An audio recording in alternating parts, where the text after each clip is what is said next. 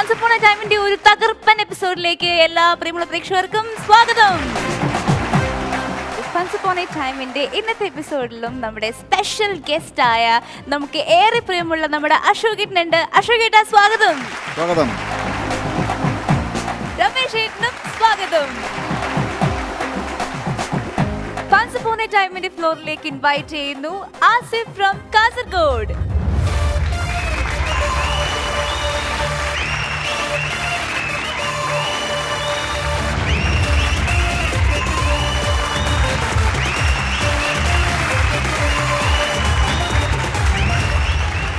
Hello Asif. Hello.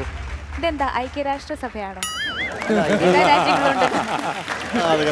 അല്ല, ഇത് സംഭവം എന്ന് വെച്ചാല് ഇപ്പോ ചാനൽ തുറന്നാൽ കാണിക്കും റഷ്യയിൽ ഇത്ര കോവിഡ് കേസ്, അമേരിക്കയിൽ ഇത്ര. അപ്പൊ എനിക്ക് അതൊന്ന് നോട്ട് ചെയ്ത് വെക്കാനാണ്. ഇവിടെ എത്ര കോവിഡ് കേസ് ഉണ്ട്? ഇവിടെ 5340. അല്ല, ഞാൻ ദേശസ്നേഹി എന്ന് കേട്ടിട്ടുണ്ട്. ആദ്യമായിട്ടാണ് ഒരു ലോകസ്നേഹിയെ കാണുന്നത്. പുള്ളി അങ്ങനെ ഒരു വിരോധമില്ല. പുള്ളിയുടെ എല്ലാ രാജ്യങ്ങളും ആ കോട്ടിലുണ്ട്. ഇത് എവിടുന്ന് കിട്ടി ഈ കോട്ട്? ഞങ്ങളൊക്കെ കടയിൽ പോകുമ്പോൾ ഇതൊന്നും കാണുന്നില്ലല്ലോ. സീരിയസ് ആയിട്ട് എനിക്ക് ഇങ്ങനത്തെ കോട്ടൊക്കെ ഇട്ടുകൊണ്ടൊക്കെ ഭയങ്കര. കാസർഗോഡ് എന്ന് പറഞ്ഞാൽ ഇന്റർനാഷണൽ ലെവലാണ്. അപ്പോൾ ഞങ്ങൾക്ക് കലകി. ഞാനൊരു കാര്യം സത്യം പറയാം. ഞാൻ കാസർഗോഡ് ഒരു കോളേജിൽ ഇനാഗ്രേഷൻ പോയപ്പോൾ ഞാൻ പ്രസംഗിച്ചൊരു കാര്യമാണ്. നമ്മളുടെ വിചാരമാണ് എറണാകുളമാണ് ഭയങ്കര സ്റ്റൈലിൽ മുന്നിൽ ആദ്യം വരുന്നത്. ഒരിക്കലും അല്ല. കാസർഗോഡുള്ള ഈ പച്ച പാൻറ്റും ചുമല ഷൂസും മഞ്ഞ ഷർട്ടും ഇതൊക്കെ ആദ്യം ഇറക്കിയത് കാസർഗോഡ് നിന്ന് ഇങ്ങോട്ട് വരുന്നത് എന്നുള്ളതാണ്. ഉഗ്രനായിട്ടുണ്ട് കേട്ടാ. പച്ചപ്പാൻറ്റും ചുവന്ന ഷൂസ് ഭയങ്കര സ്റ്റൈലിഷ് ആണ്, ഫാഷനബിൾ ആണ് അല്ലേ? പയ്യന്മാര് വരെ കണ്ണൊക്കെ എഴുതി മുടിയൊക്കെ സ്റ്റൈലാണ് ഈ പുള്ളി. നമ്മുടെ മൊഹബത്തല്ലേ ഷാറൂഖ് ഖാന്റെ ഒക്കെ ഒരു സ്റ്റൈലുണ്ട് പുള്ളിയുടെ മുടിക്കും തലയ്ക്കും എല്ലാം. എല്ലാവരും പറയും ഞാനൊരു പഴയ ഷാറൂഖ് ഖാന്റെ ലുക്കാണെന്ന്. അതെ, ഒരു കാര്യമുണ്ട്, ഷാറൂഖ് ഖാൻ പഴയതായിക്കോ, കോമഡി പഴയതാണെങ്കിൽ. ഞാനിപ്പോ കോവിഡ് ആയതുകൊണ്ട് എന്റെ പണി പോയി. അയ്യോ, എന്തായിരുന്നു പണി? മുമ്പ് ഒരു പണിയില്ലായിരുന്നു, വെറുതെ ഇരിക്കുന്നു. വെറുതെ ഇരിക്കുന്ന പണി പോയി. എല്ലാരും വെറുതെ ഇരിപ്പോ അതൊരു നോർമലൈസ് ആയി പോയി. അല്ല, ഏറ്റവും കൂടുതൽ പണിയുള്ളത് വെറുതെ ഇരിക്കുന്ന ആൾക്കാണ്. വെറുതെ ഇരിക്കുന്ന ആളായിരിക്കും അവനക്കൊന്നും പണിയില്ല. അവിടെ പോകുമ്പോ അവന് വെറുതെ ഇരിക്കുന്ന ആൾക്ക് ഒന്നിനും സമയമില്ല. പണിയുള്ളവർക്ക് ഒരു പ്ലാൻ ഉണ്ട്. ഇത്ര പണി കഴിഞ്ഞാൽ പണിയുള്ളവർക്ക് ആ സമയമാകുമ്പോൾ അവന്റെ പണിക്ക് പോകാം. പക്ഷെ ഞങ്ങൾക്കതല്ല, കുറെ ടെൻഷൻ ഉണ്ട്. ഈ പാന്റ് എവിടെ നിന്ന് മേടിച്ചു? ഈ പാൻറ്റ് എന്ന് വെച്ചാൽ പരിപാടി ഉണ്ട് എന്ന് പറഞ്ഞു എന്നോട്. അപ്പോൾ എനിക്ക് പാൻറ്റൊന്നും കിട്ടുന്നില്ല. അപ്പോൾ അപ്പുറത്തെ ഡാമറിൻ്റെ പണിക്ക് വന്ന ഒരു ബംഗാളി ഉണ്ടായിരുന്നു, അവൻ്റെ അടിച്ചു മാറ്റി. അതൊന്നുമല്ല, ഇതവൻ തമാശയൊന്നും പറയുന്നില്ല. എന്തറിയാമോ, ഇതൊക്കെ പറഞ്ഞു തന്നാൽ ഞാനും അശോകൻ ചേട്ടനും ഒക്കെ ഇങ്ങനത്തെ സാധനങ്ങൾ മേടിക്കുമെന്നും ഇടുമെന്നും ഒക്കെ പുള്ളിക്ക് അറിയാം. അതുകൊണ്ട് പുള്ളി അതിന്റെ ട്രേഡ് സീക്രട്ട് പുറത്ത് പറയാൻ റെഡിയല്ല. സത്യം അതല്ല. ഞങ്ങൾക്ക് അടുത്ത തവണ വരുമ്പോൾ നല്ലൊരു 42 സൈസിന്റെ ഇതുപോലത്തെ 2 ഷർട്ട് കൊണ്ട് തരുമോ? തീർച്ചയായും. ആ സൈസിലുള്ള ബംഗാളികൾ ഉണ്ടാവുമെന്ന് ഞാൻ നോക്കട്ടെ.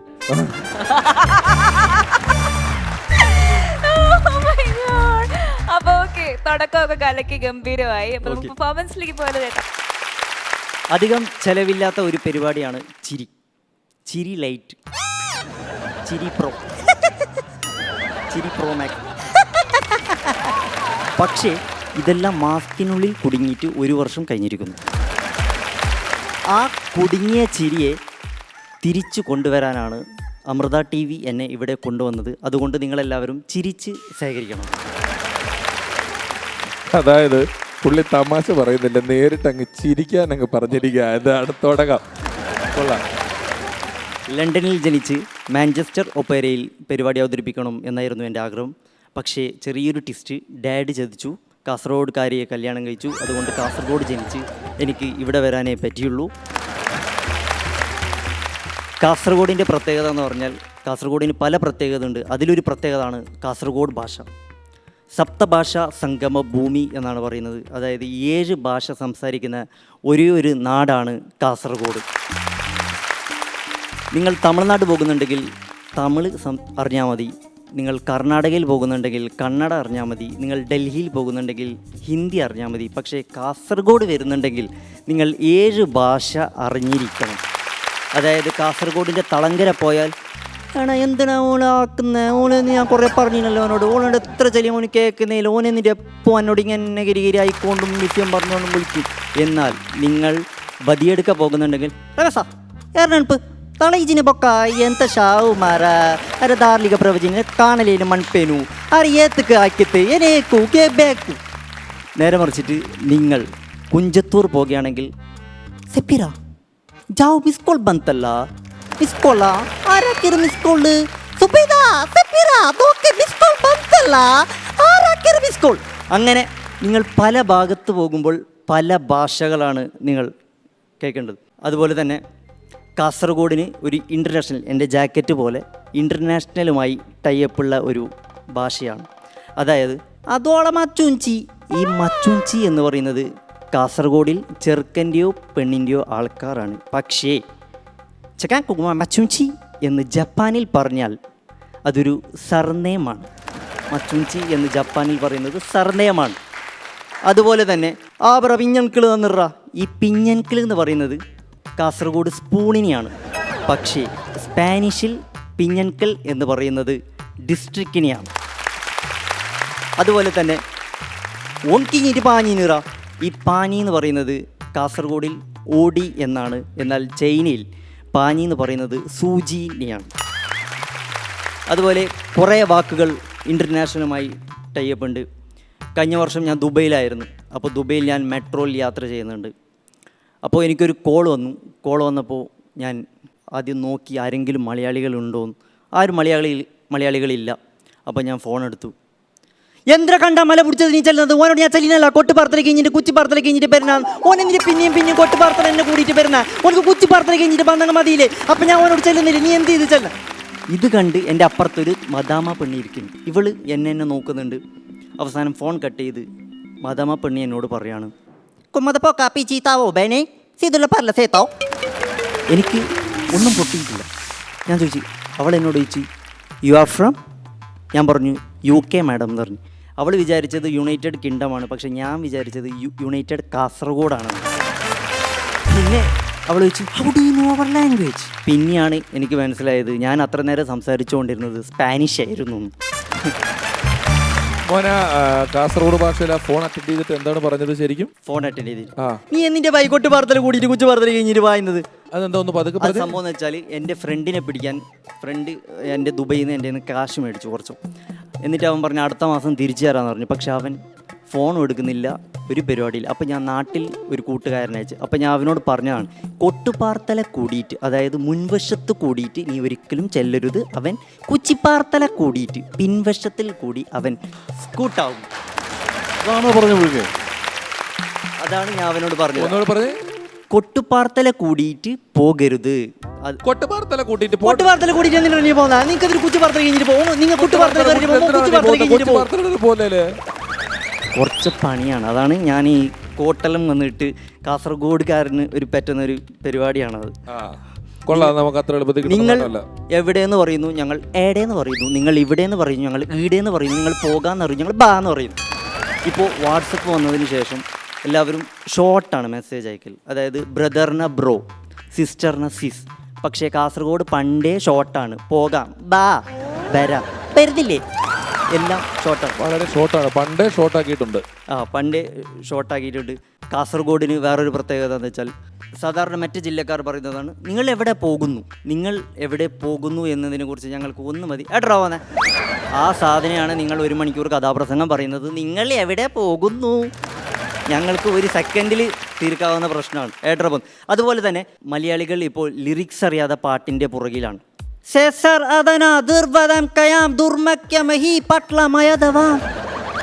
എന്തറിയും ഇതുപോലത്തെ പാട്ടിൻ്റെ പുറകിലാണ്. ഇതിനേക്കാളും നല്ലതാണ് കാസർഗോഡ് ഭാഷ. അതായത് കാസർഗോഡിന് വേറൊരു പാട്ടുമുണ്ട്. എൻ്റെ മോള് ബാവുമ്പോ ആർക്കെല്ലാം കൗജാന്ന് ഉമ്മാക്ക് കൗജാന് ഉപ്പാക്ക് കൗജാൻ. എൻ്റെ മോള് ബാവുമ്പോ ആർക്കെല്ലാം കൗജാൻ ഉമ്മാക്ക് കൗജാന് ഉപ്പാക്ക് കൗജാൻ. അല്ല നല്ല പത്തല് മുകളിൽ വെച്ച് ബെടുക്ക് പത്തല് അടിയിൽ വെച്ച് ആ നല്ല പത്തല് മുകളിൽ വെച്ച് ബെടുക്ക് പത്തല് അടിയിൽ വെച്ച്.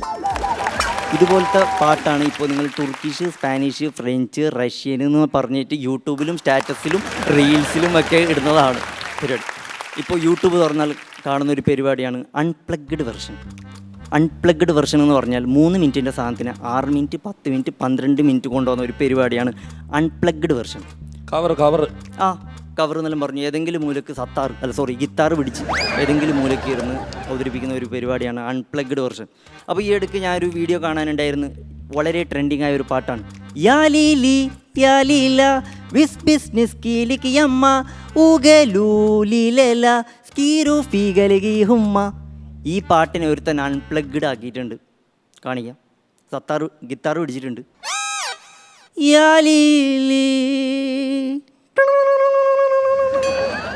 2 മിനിറ്റ് സൈലൻസ്. അൺപ്ലഗ്ഡ് ആണ്. യാ ലീല വിസ് ബിസ്നിസ് കീലിക്ക് യമ്മ ഊഗലൂലിലല സ്കീരു ഫീഗലിഗി ഹുമ്മ ഹബതി വതേരിൽ ഫൂ. ഇതുപോലെ ഈ കവർ സോങ് പാടുന്ന എൻ്റെ ഒരു കൂട്ടുകാരൻ ഇടയ്ക്ക് ഞാൻ കണ്ടപ്പോൾ പറഞ്ഞു, ഞാനൊന്ന് ഒന്ന് കോടതി വരെ പോകാമെന്ന് ചോദിച്ചു. എന്നാ കേസ് തന്നെ ഒരു പ്രശ്നമുണ്ടോ? അല്ല, ഒരു ഫംഗ്ഷന് പോയി. ഞാൻ കവർ സോങ് പാട്ട് തന്നെ. അപ്പം ജനഗണമന പാടാൻ പറഞ്ഞപ്പോൾ അവൻ അനുപല്ലവിന്ന് തുടങ്ങിയെന്ന്. അങ്ങനെയുള്ള കവർ സോങ് തുടങ്ങുന്നത്. അങ്ങനെ ദേശീയ ഗാനത്തിനെ അപമാനിച്ചു എന്നും പറഞ്ഞ് അവനെതിരെ ഇപ്പൊ കേസാ. അവൻ തുടക്കത്തിൽ തന്നെ ജയ ഹേ ജയ ഹേ എന്ന് പറഞ്ഞ് അവിടുന്ന് തുടങ്ങിയിട്ട് ബാക്കിലോട്ട് പിടിച്ചു കവർ സോങ്ങുകാരെ തിരിച്ചു പാടി. ഇപ്പോഴും കേസ് നടക്കുക. അല്ല, കവർ സോങ് പാടുന്നവർ അങ്ങനെയാണ്. ഒരു പാട്ടിനെ എടുക്കും, എന്നിട്ട് 5-ാം പാതിരയിൽ കഷ്ണങ്ങളാക്കി എന്നിട്ട് അവർ റീത്തും വെച്ച് കൂട്ടാവുന്ന പരിപാടിയാണ് അൺപ്ലഗ്ഡ് വെർഷൻ. അപ്പോൾ ഇനിയും ഒരുപാട് പ്രത്യേകത ഉണ്ട്. അത് പറയാനുള്ള സമയമില്ല. എപ്പിസോഡ് എനിക്ക് തോന്നുന്നില്ല കാസർഗോഡിൻ്റെ പ്രത്യേകത പറയാൻ നിങ്ങളെ ഈ എപ്പിസോഡ് മതിയാവില്ല മോനെ. കുറേ കാര്യമായ സാധനം വരാനുണ്ട്. ഇനി എന്തെല്ലാം സാധനം വരാനുണ്ട്, മജ വത്സാക്കാനുണ്ട്, പൊടി വാറ്റാനുണ്ട്. നിങ്ങൾക്ക് കാസർഗോഡിനെ കുറിച്ചിട്ട് അറിയണമെങ്കിൽ കാസർഗോഡിലേക്ക് ഓൾവേസ് വെൽക്കം. ഞങ്ങളെ വിളിക്കുമോ അങ്ങോട്ടൊക്കെ? തീർച്ചയായും വിളിക്കും. അശ്വൻ ചേട്ടൻ ഒന്ന് പോകണ്ടേ നമുക്ക്? പോണം, ഞങ്ങൾ വരും. ചേട്ടൻ വരണം, വീട്ടിലേക്ക് വരണം. എന്നിട്ട് ഏട്ടര പോകുന്ന എന്തിനാ വന്ന് നീ കൊട്ടുപുറത്ത് വരുമ്പോൾ കൊട്ടുപുറത്തിന് കൂടിയിട്ട് വരണം. കുച്ചുപുറത്തിന് കുഞ്ഞിട്ട് വരാൻ കാലം. എന്താ അതിൻ്റെ അർത്ഥം? മുൻവശത്ത് കൂടിയിട്ട് വരണം, പിൻവശത്ത് കൂടി വരാൻ പാടില്ല. ഞങ്ങൾ വരുമ്പോൾ ഇതുപോലെ കുറച്ച് ഷർട്ടും അല്ല. കിട്ടില്ല. രമേശ് ചേട്ടൻ ഇന്നലെ എന്നെ കണ്ടായിരുന്നു. രമേശ് ചേട്ടൻ പറഞ്ഞ് എന്നെ ഇങ്ങനെ നോക്കി പോയിരുന്നു എൻ്റെ കൂടെ എന്ന് ചോദിച്ചു. അപ്പോൾ ഞാൻ അപ്സെറ്റായി. അപ്പോൾ ഇയാൾ പറയും എൻ്റെ ഒരു കൂട്ടുകാരനുണ്ടായിരുന്നു, സ്ഥാനത്തിന് വേണ്ടിയുള്ള ആർത്തി കൊണ്ട് അവൻ എന്നെ വിട്ടുപോയി. ധർമ്മജനെ പോലെ അതേ സെയിം ഹൈറ്റാണ്, അതുകൊണ്ട് എൻ്റെ കൂടെ പോരാമോ എന്നാണ് രമേശ് ചേട്ടൻ എന്നോട് പറഞ്ഞു. അതുകൊണ്ട് രമേശ് ചേട്ടൻ്റെ കൂടെ ഞാൻ നാളെ പോകും. ധർമ്മന് പകരം നിന്നെ കൂട്ടത്തിൽ കൂട്ടണം എന്നുള്ളത്. അതാണ്. സെയിം ഹൈറ്റാണ്, പക്ഷേ എനിക്കത് വേണ്ട. വരണ്ട. ഞാൻ നീ എൻ്റെ കൂട്ടത്തിൽ വന്നാലും നിന്നെ പറഞ്ഞു വിട്ടിട്ട് ഈ കോട്ട് മാത്രം ഞാൻ അങ്ങ് എടുക്കും. അല്ല, രമേശ് ചേട്ടൻ അറിയാം, കൂടിയാൽ രമേശ് ചേട്ടൻ ഫീൽഡ് ഔട്ട് ആവും, ഞാൻ കയറും. എനിക്ക് ഈഗോ വർക്കൗട്ട് ചെയ്യുന്നു. കലക്കിട്ടാ അടിപൊളിയാ. നീ പറഞ്ഞ പറഞ്ഞ കാസർഗോഡ് ഭാഷ അതെല്ലാം നന്നായിട്ടുണ്ട്. സൂപ്പറായിരുന്നു എല്ലാതും. പക്ഷെ ഒരു ചെറിയൊരു കുറവുണ്ടായിരുന്നു. അതായത് ഈ പരിപാടി വൈൻഡപ്പ് ചെയ്യുന്ന സമയത്തേ നമ്മളൊരു നല്ലൊരു പാട്ടും കൂടി ആവായിരുന്നു. ഓക്കെ പാടാം. അല്ല നീ പാടണ്ട. അല്ല മോളും പാടണ്ട. എനിക്ക് മനസ്സിലായി. അശോകൻ ചേട്ടൻ പാടണമെന്നായിരിക്കും പറയുന്നത്. അയ്യോ, അശോകൻ ചേട്ടനെ പാടിക്കണല്ല ഞാൻ പറഞ്ഞത്. എനിക്ക് പാടാൻ ആഗ്രഹമുള്ളതുകൊണ്ട് ഞാൻ പാടിക്കോളാം. ഇതൊക്കെ സെറ്റ് ചെയ്ത് വെച്ചൊക്കെ ഞാൻ. അപ്പോൾ അശോകൻ ചേട്ടനെ കുറിച്ച് ഒരു ഗംഭീര പാട്ട് ഞാൻ ഇതിൽ ലിറിക്സ് ഒക്കെ സെറ്റ് ചെയ്ത് വെച്ചേക്കാം. കുഴപ്പമില്ല, സന്തോഷമുള്ള കാര്യമാണ് എനിക്ക്. കേൾക്കാം. അപ്പോൾ രണ്ടുപേരി. എൻ കരളിൽ താമസിക്കും അശോകൻ ചേട്ടന് സ്വാഗതം. സമ്മതിച്ചിട്ടടുത്ത് വന്നൊരു സെൽഫി തന്നാൽ സന്തോഷം. ചിരിച്ച് കാട്ടാതെ എന്നെ അടുത്ത് വിളി ചേട്ടാച്ചി. സഹകരിച്ചാലോ കിട്ടും കലക്കനൊരു ഫോട്ടാച്ചി. പോസ്റ്റ് ചെയ്താലോ കിട്ടുന്നു ലൈക്കിൻ്റെ മേളാങ്കം.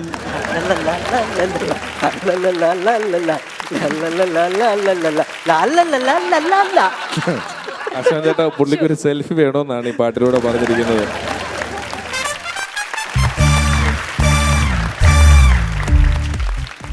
ഒരു സെൽഫി ആവല്ലേ?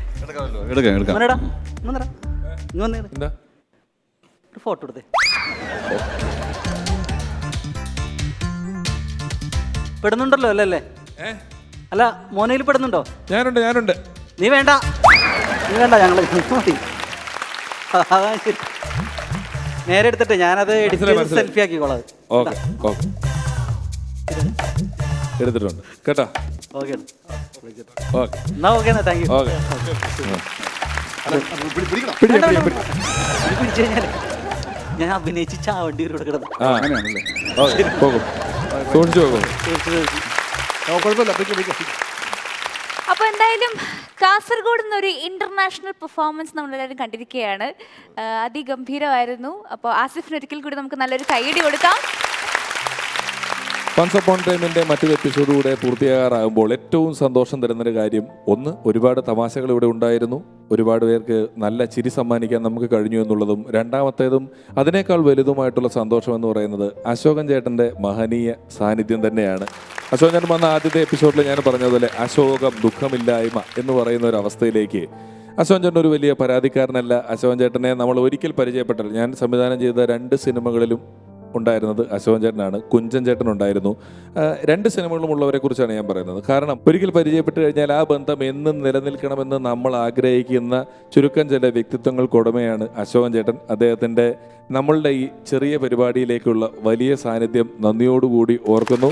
അദ്ദേഹത്തിൻ്റെ ഏറ്റവും പുതിയ ചിത്രമായ കാറ്റിനരികെ ഇപ്പോഴും അദ്ദേഹം നായകനായി എത്തിയ ചിത്രം വലിയ വിജയം നേടുന്നു. ഒരുപാട് പ്രേക്ഷക പ്രശംസ പിടിച്ചു പറ്റുന്നു. കാരണം അത്തരത്തിലുള്ള ഒരു തിയേറ്ററിലല്ലാതെ പ്രൈമറീൽസ് എന്ന OTT പ്ലാറ്റ്ഫോമിലെത്തിയ ഈ ചിത്രം വലിയ ജനശ്രദ്ധ പിടിച്ചു പറ്റുന്നു, വലിയ വിജയമാകുന്നു എന്നറിയുന്നതിലും വലിയ സന്തോഷം. ആശംസകൾ. എനിക്ക് ഈ ഒരു പരിപാടി, പിഷാരടി ചെയ്യുന്ന ഈ പരിപാടി, അത് പിഷാരടിയുടെ ഒരു പ്രോഗ്രാമിൽ വരിക എന്ന് പറയുന്നത് തന്നെ വളരെ സന്തോഷവും സംതൃപ്തിയുമുള്ളൊരു കാര്യമാണ്. നേരത്തെ പിഷാരടി പറഞ്ഞു, പിഷാരടി സംവിധാനിച്ച 2 പടത്തിലും ഞാനുണ്ട്. കാരണം ഒന്നാമത്തെ കാര്യം, ആദ്യത്തെ സിനിമ തന്നെ മണിയമ്പിള്ള രാജു നിർമ്മിച്ച പഞ്ചവർണ്ണത്തത്ത, അതാണ് ആദ്യത്തെ സിനിമ. അതിൽ തന്നെ വളരെ ബിഗിനിങ് ടു എൻഡ് ഉള്ള ക്യാരക്ടറാണ് എന്നെ പിഷാരടി എനിക്ക് തന്നത്. അതും ഞാൻ അറിഞ്ഞത് ആ ക്യാരക്ടർ ഇത് ആരൊക്കെ കൊണ്ട് ചെയ്യിപ്പിക്കുന്ന ഡിസ്കഷൻ വന്നപ്പോൾ ഞാൻ പറഞ്ഞു കേട്ടതും ഇത് അശോകൻ ചേട്ടൻ തന്നെ ചെയ്യുമെന്ന് ഒരു പിഷാരടി നിർബന്ധമായിട്ട് പറഞ്ഞു. അതെ, ശരിയല്ലേ? അതെ. അപ്പോൾ അങ്ങനെ ആ കഥാപാത്രം എന്നെ സംബന്ധിച്ച് ഒരു ഹ്യൂമർ ബേസ്ഡ് ക്യാരക്ടറാണത്. പക്ഷേ ആ കഥാപാത്രം അവസാനം വരെ ഉണ്ടെന്ന് മാത്രമല്ല, അതിൻ്റേതായ ആ ക്യാരക്ടറുടെ ഒരു പ്രത്യേകത, വ്യക്തിത്വം എന്തൊക്കെ ഉണ്ടായി. പടം മുഴുക്കെ നിന്നു, പടം സൂപ്പർ ഹിറ്റായി. എൻ്റെ കഥാപാത്രത്തിനും മറ്റ് എല്ലാ കഥാപാത്രത്തെ പോലെ തന്നെ ഒരു ശ്രദ്ധ, അറ്റൻഷൻ കിട്ടിയിരുന്നത് സത്യമാണ്. ശരി, നമ്മുടെ ഇവിടെ കണ്ട പിള്ളേരെ കുറിച്ച് വളരെ എല്ലാവരും വളരെ ടാലൻ്റഡാണ്, ഗംഭീരമാണ് എല്ലാവരും. കയറി വരും, ഒരു സംശയം വേണ്ട, അത് ഒരു വിജയം ഉറപ്പാണ്. അപ്പോൾ എനിക്കും പറയാനുള്ളത്, അശോകൻ ചേട്ടനെ നേരിട്ട് കാണാനും പരിചയപ്പെടാനും കൂടെ ഇങ്ങനെ ഒരു ഷോ ചെയ്യാനും ഒക്കെ അത് ഈ ഫ്ലോറിൽ വെച്ച് ചെയ്യാൻ സാധിച്ചതിൽ എനിക്ക് ഒരുപാട് സന്തോഷമുണ്ട്. അതെന്താണെന്നറിയാമോ, ഈ പറഞ്ഞ കാര്യങ്ങൾ അത്രയും പറയണമെന്ന് നിർബന്ധമില്ലാത്ത കാര്യങ്ങളാണ്. അതാണ് അതിന്റെ ഒരു മനഃശാസ്ത്രം എന്ന് പറയുന്നത്. അത് പറഞ്ഞില്ലെങ്കിൽ ഓർത്ത് ആരും ഇവിടെ ഒന്നും അങ്ങനെ പറയേണ്ട ഒരു ആവശ്യകത ഇല്ല. അദ്ദേഹത്തിനെ പോലെ ഒരാൾക്ക് അത് പറയാനുള്ള ഒരു മനസ്സ് കാണിക്കുക എന്ന് പറഞ്ഞാൽ, ഞാൻ ഏതോ ഒരു എപ്പിസോഡിൽ പറഞ്ഞിട്ടുണ്ട്, നമ്മൾ ഒരാൾ ഒരു കാര്യം ചെയ്യുമ്പോൾ തുടക്കത്തിൽ ചുറ്റി നിൽക്കുന്ന 4 പേര് അയാളോട് ഇത് കൊള്ളാം അല്ലെങ്കിൽ ഇങ്ങനെയാണെന്ന് പറയുന്ന ഒരു പോയിന്റ് ഉണ്ട്. നമുക്കൊരാളെ പെട്ടെന്ന് തളർത്താൻ പറ്റും. വളർത്തൽ ഭയങ്കര പാടാണ്. നമ്മൾ ഇതുപോലെ ഒരു ഷോ ചെയ്ത് ഒരു സ്റ്റാൻഡപ്പ് കോമഡി ചെയ്ത് 10 പുതിയ കുട്ടികൾ ഇവിടെ വരുമ്പോൾ നമ്മൾ അവരെ വളർത്താൻ നമ്മൾ എടുക്കുന്ന എഫേർട്ട് അല്ലെങ്കിൽ അവരുടെ ഒരു വളർച്ചയെന്ന് പറയുന്നത് ഒരു വലിയ കാര്യമാണ്. അപ്പോൾ നമ്മളിന്ന് ഒരുപാട് ചിരിച്ചു. അശോകേട്ടൻ്റെ പ്രസൻസ് കൊണ്ട് നമ്മളെല്ലാവരും സന്തോഷിച്ചു. ശരിക്കും രസകരമായ ഒരു എപ്പിസോഡ് തന്നെയായിരുന്നു. അപ്പോൾ ഇതുപോലെയുള്ള ഒരു മനോഹരമായ എപ്പിസോഡുമായി വീണ്ടും കാണാം. Until then, it's bye from Once Upon a Time.